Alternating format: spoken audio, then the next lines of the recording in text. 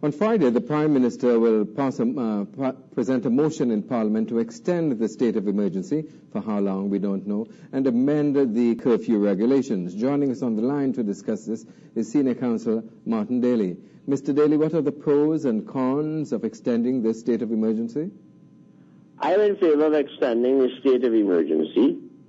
First, because I see some attempt being made to get hold of the gang leaders. I don't accept that the 820 people are all gang leaders, but they appear to have had some success in getting hold of gang leaders.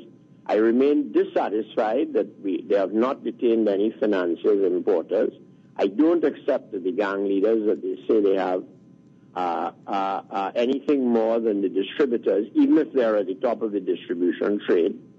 And of course, the Minister of National Security has referred to the failure to find any guns in any significance, and I don't accept that finding one high-powered rifle is sufficient. So I am willing to extend it. There's also a negative reason. The government, having unleashed this whirlwind, they need time to regroup and prepare for the backlash, because there will be a backlash.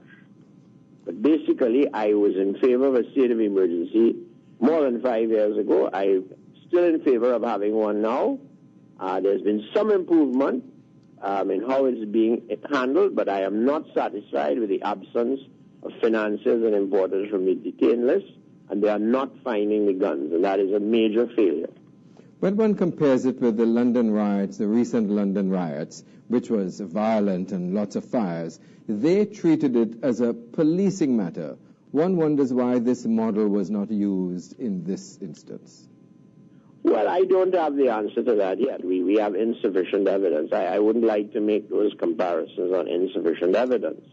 I think it is the parliamentary debate that is to take place on Friday is very important.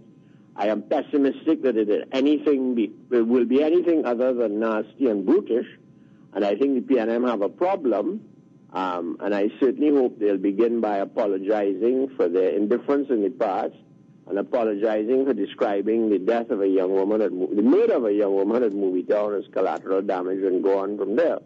But I think that parliamentary debate is very important, and then we may get some more evidence on which we can make comparisons with other countries. I also think government should stop boasting about there being no murders in the 8 days.